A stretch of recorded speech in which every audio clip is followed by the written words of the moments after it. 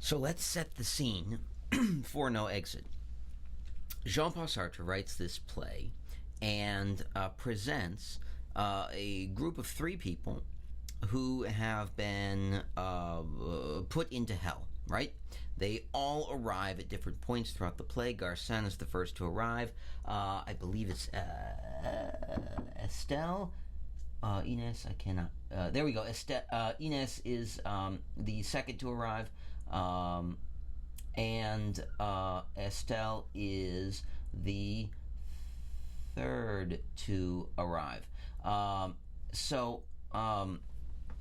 What we get here is a portrayal of what happens after death, right? Now, to be fair, Jean-Paul Sartre does not believe in the afterlife as far as his writings indicate, right? As far as his personal conversations, people indicate he's an atheist, does not believe that anything happens after death. However, his play, of course, is an allegory, as so many plays are, about what our responsibilities do to us, throughout life, right?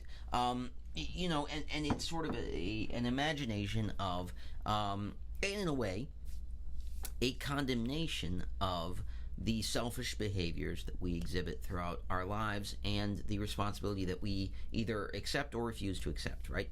So when we look at this in terms of existentialism, fairly easy to see what the concept is, right? What are all these people responsible for in their lives, and how does that affect their afterlife, right? What have they done during their lives? What was their responsibility? Did they accept responsibility for what they did? And where has it left them, right, in the afterlife? When it comes to the absurd, I think it's another play where we can see a pretty close tie, right?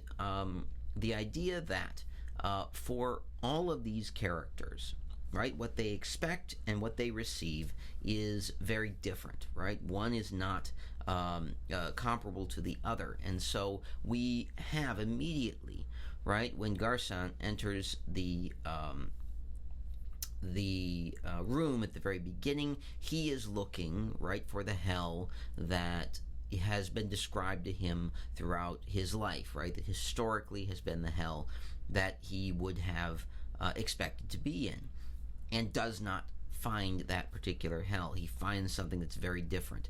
The absurd here, right, is sort of the confrontation between what he's expecting and what is. Is there anything wrong with either of those things? I don't believe so, right? When Garcin describes hell in his own head, he's expecting torture. He's expecting it to be hot. He's expecting it to be uncomfortable. He's expecting it to be, right, a violent, horrible place. And what he finds is that hell is full of inconveniences, right? The furniture is terrible. You don't get to have a toothbrush with you. You do not blink your eyes, right? Which, if you're watching the film, right, and if you already watched the film, clearly they're unable to really replicate that. But it's expected, right, that you cannot close your eyes. You must remain constantly aware of what is around you, right? So what we get, right, throughout the course of this play is an understanding of how hell can differ from the things that we traditionally expect, and what it is, now, right? And how do we understand all of those things, sort of based on, the way that we expect hell to be ourselves, right? The most important thing, I believe, that we take out of the beginning of the play when we're just starting it, right? How do we watch this play? How do we read this play? Is to understand that this is not necessarily one of the plays in the Theater of the Absurd, right? This is a fairly straightforward play with a lot of explanation, a lot of dialogue that makes sense, a lot of things that go where they, we expect them to go, people having disagreements in the way that people normally have disagreements, but with a setting, right, that is surprising and a little bit absurd.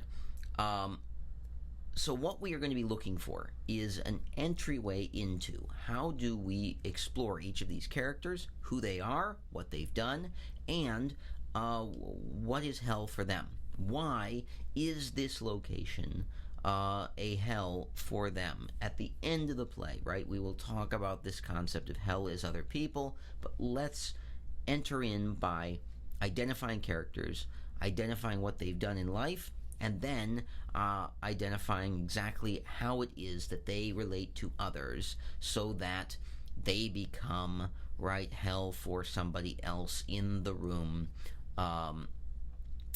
We'll also talk a little bit about this idea of what does it mean to be remembered, right? What does it mean to be perceived and to have your legacy on the earth either remain or be removed? How is that specifically something, right, that they talk about when they talk about the attachment to the earth, right? And how is that a different level sort of pain or suffering for them? So when we come back, we'll talk about individual characters and about the way that they how they have gotten to where they've gotten.